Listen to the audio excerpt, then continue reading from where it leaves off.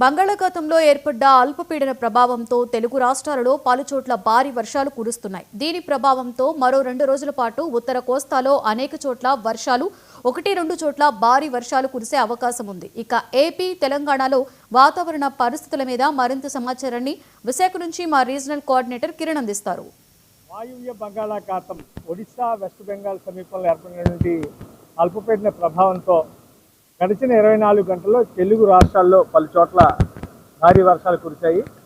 మరోవైపు ఇటు తెలంగాణకు సంబంధించి హైదరాబాద్ కావచ్చు, ఆదిలాబాద్, మహబూబాబాద్, వరంగల్ ఈ ప్రాంతాల్లో భారీ నుంచి అతి భారీ వర్షాలు కురుస్తున్న పరిస్థితి. ఇంకో పక్క ఆంధ్రప్రదేశ్లో ముఖ్యంగా కోస్తా జిల్లాలకు సంబంధించినటువంటి ప్రాంతాలన్నింటిలో కూడాను మరో 24 గంటల పాటు భారీ నుంచి అతి భారీ వర్షాలు కురుస్తాయని చెప్పి ఇప్పటికే వాతావరణ శాఖ స్పష్టం చేస్తుంది. అల్పపీడన ప్రభావంతో శ్రీకాకుళం, విజయనగరం, అలాగే అల్లూరు జిల్లా, మరోవైపు పార్వతీపురం, మన్యం జిల్లాతో పాటు అనకాపల్లి జిల్లాలోను, ఇంకోవైపు కాకినాడ, ఏలూరు, ఎన్టీఆర్ జిల్లా ఈ ప్రాంతాల్లో కూడా మరో 24 గంటల పాటు భారీ నుంచి అతి భారీ వర్షాలు కురుస్తాయని చెప్పి వాతావరణ శాఖ అంచనా వేస్తుంది. ఇక మనం చూసుకున్నట్టయితే ఈ అల్పపీడన ప్రభావంతో ఇప్పటికే సాగర తీరం అంతా కూడాను అల్లకల్లోలంగా కనిపిస్తుంది. తీరం వెంబడి గంటకి 40 నుంచి 50 కిలోమీటర్ల వేగంతో బలమైన ఈదురుగాలు వేస్తాయని చెప్పి వాతావరణ శాఖ స్పష్టం చేస్తుంది.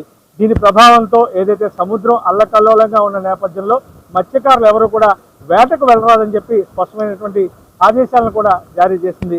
ఇక ప్రభుత్వం ముఖ్యంగా మనం చూసుకున్నట్లయితే విపత్తు నిర్వహణ శాఖ మంత్రి, హోంమంత్రి అయినటువంటి మంగళపూడి అనిత రాష్ట్ర వ్యాప్తంగా అన్ని జిల్లాల కలెక్టరేట్లలోనూ కంట్రోల్ రూమ్లను ఏర్పాటు చేయాలని చెప్పి, ముఖ్యంగా ఎన్డీఆర్ఎఫ్, ఎస్డీఆర్ఎఫ్ బృందాలు పూర్తిస్థాయిలో అలర్ట్గా ఉండాలని చెప్పి, లోతట్టు ప్రాంతాల్లో ఉన్నటువంటి ప్రజలందరినీ కూడా అవసరమైతే సురక్షిత ప్రాంతాలకు తరలించే దిశగా చర్యలు తీసుకోవాలని చెప్పి, అలాగే ఈ గాలుల ప్రభావంతో భారీ వృక్షాలు కానీ లేదంటే శిథిలావస్థలో ఉన్నటువంటి భవనాలు కానీ నేల కొరిగే ప్రమాదం ఉందని చెప్పి, అదేవిధంగా ఏవైతే బ్రిడ్జీలు కానీ వాగులు, వంకలు ఇవన్నీ కూడా పొంగి ప్రవహించడం, మరోవైపు బ్రిడ్జీలు, పురాతనమైన బ్రిడ్జీలు ఏమైనా ఉంటే అవి కూలిపోయే ప్రమాదం ఉన్న నేపథ్యంలో ప్రజలందరూ కూడా అలర్ట్గా ఉండాలని చెప్పి ఇప్పటికే ఆదేశాలను కూడా జారీ చేశారు.